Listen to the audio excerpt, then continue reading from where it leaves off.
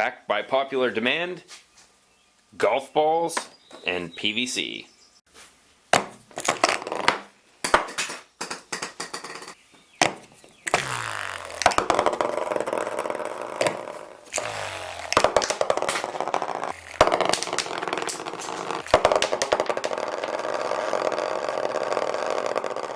Okay, hold on. I know what you're thinking. I really do. You're thinking, wow, that really reminds me of a Falcon 9 rocket launch. I see the resemblance, I do, but we don't have to make jokes about it. So there you have it. I will grant you that it's ridiculous looking, but it's also a lot of fun. So let's make one. Okay, let's start out with the woodwork. In order to get these two parts, we'll use a 2.5 inch hole saw and some 3/4 inch plywood.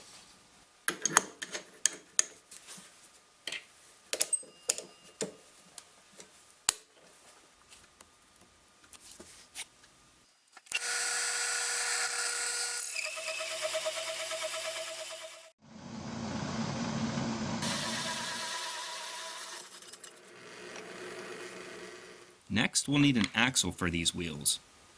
For that, I'm using 1/4 inch steel rod that's been cut to 6.5 inches long. I also want to attach the axle to the wheel. In order to do that, I'll have to drill it. Drilling a hole in metal effectively is a delicate balance between speed and pressure. So how do you know when you have those two variables in the right amounts? Look for the spirals. They'll tell you that you're doing it right.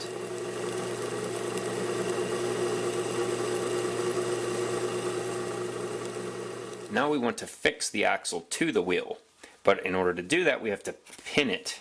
So start by drawing a line across your wheel, and don't worry, it's not a big deal.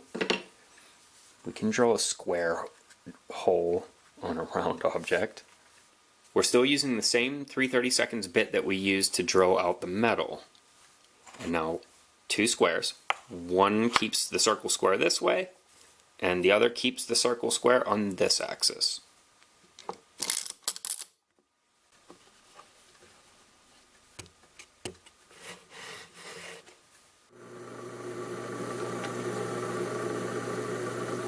I'm only drilling halfway. I'm stopping at the hole, so I'll have to rotate it 180 degrees and do it from the other side.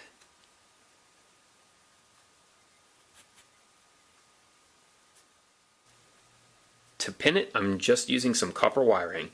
Why? Because it's easy to work with, and we have to remember context. This is just a toy, and it's strong enough. Another advantage to using copper is that if you put a little bump in the end of it, when you press it into place, it really resists coming back out.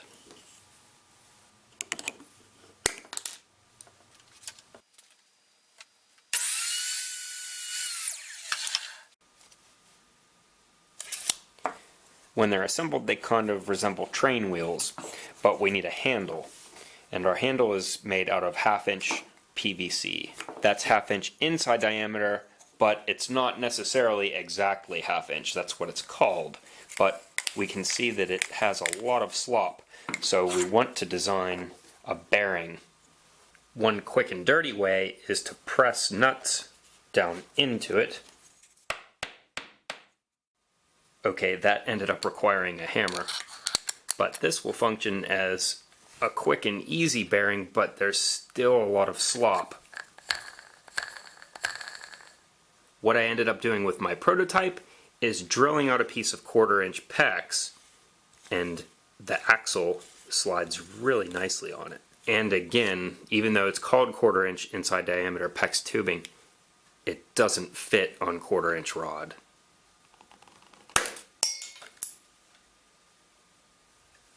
Drilling out the center of something like this without making it lopsided, it's kind of a tough problem. And this is an old trick that takes care of that. This is just an old junk chuck.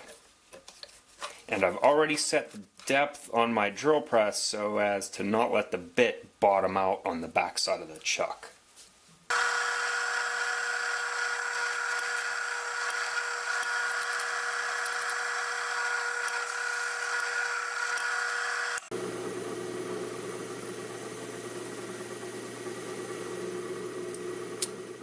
Now there's very little play in it. And just so you know, I used the drill bit that I had that was closest to 1/4 of an inch, that was just a little bit larger.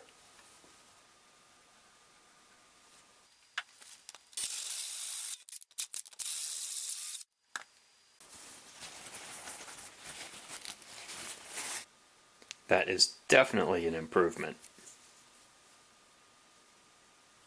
The insert's about 2 centimeters long and about 2 millimeters of which are sticking up. And now I want to set it permanently.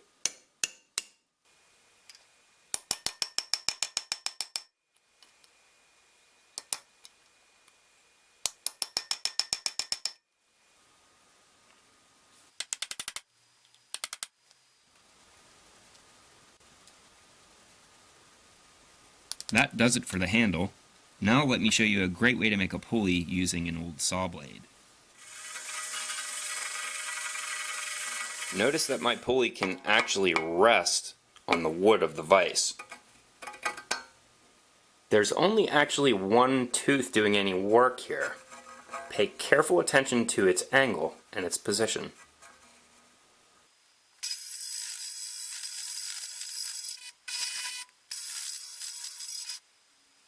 Of course, you can always do it the old-fashioned way if you prefer and use a rasp, or you could put the rasp in the vise so that it's stationary and then spin the pulley against it. That's what I did for the prototype, but I found that cutting a channel like this one that's a little more square on the sides is preferable to one that's round like this because it works better with a string.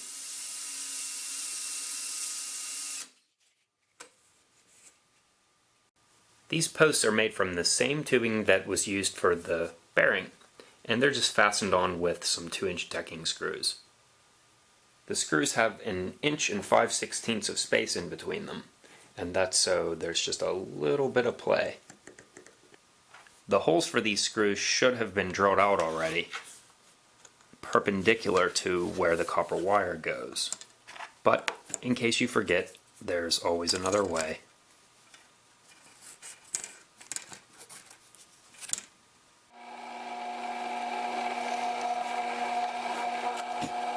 There are about 1,000,000 ways to cut through tubing like this. The easiest way of which is probably to just power through it with your utility knife, and that will work just fine. But I'll show you a trick that will give you a showroom quality cut.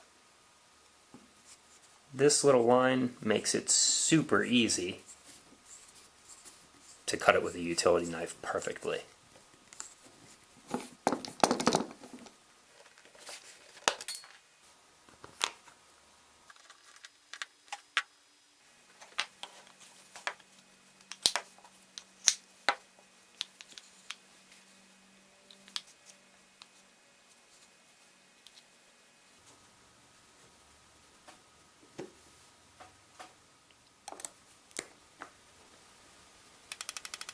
Next up, the pull string. For that, I'm using little slices of 1-inch inside diameter PVC.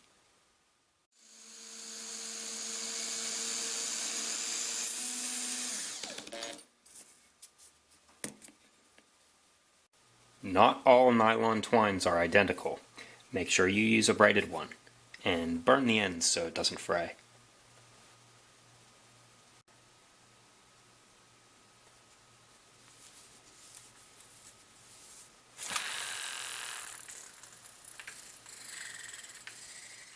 That does it for the launcher.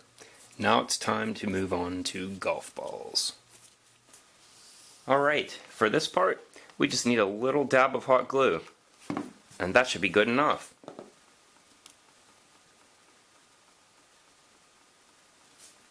It's a joke, it's a joke, it's a joke. Don't do that. Don't even think of using epoxy or any type of adhesive. These things will be spinning with such a force that if one were to come separated, things will get broken. It will go in the front of something and out its side. In-flight golf ball separation is not an option here. So to rule it out entirely, we'll use some threaded rod to connect them. Oh, you still want to see me launch one of these? Maybe at the end.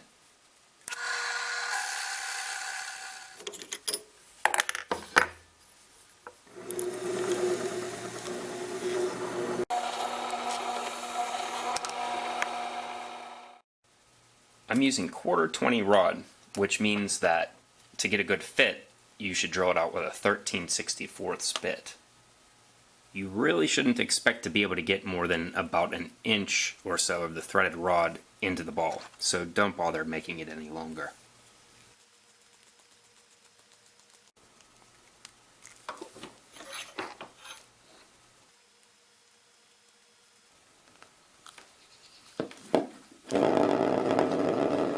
To make a tetrahedral arrangement like this, I've made an entire video about this process for making a cannonball puzzle, and the procedure that you would use to make it spin would be nearly identical, with the single exception of making the connections twice as long.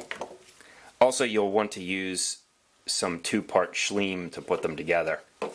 I know I said that you shouldn't use epoxy to fasten these spinners together, but in this case with the tetrahedron, there's actually 3 connections, so it will be more than strong enough. And I ran the one that I made through rigorous testing. So once again, drill your holes twice as deep and make your connections twice as long. They should be about an inch long when they're done. Also, scuff them up with a file or sandpaper or something, that way the epoxy can grab. I'll post a link to the cannonball puzzle at the end of this video.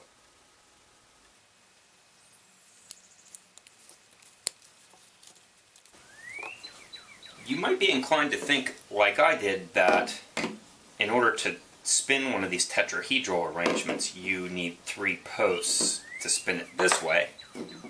But that's actually not the case, because even though you wouldn't think it would be able to spin this way, it develops, as soon as you spin it, it develops an eccentricity, and so it will start to favor one of the balls. So a 3-post spinner is largely unnecessary because it will do one of these arrangements or one of these quite nicely. Now, of course, a proper plumbus spinner is painted pink, and that also makes for a better thumbnail.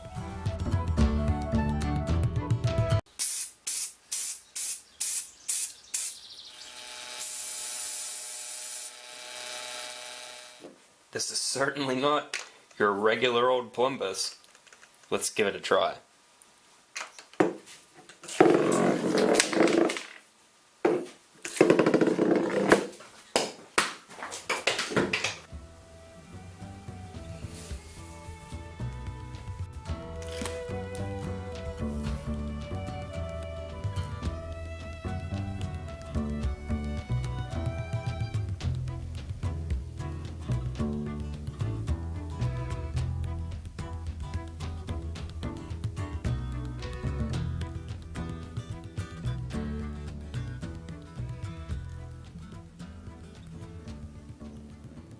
Hopefully we can get them to collide. 1, 2, 3. Whoa. 3.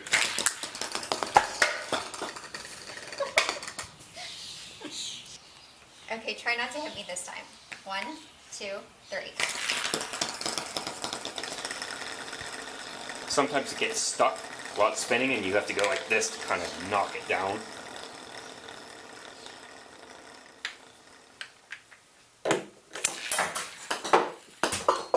Whoa. Don't do that.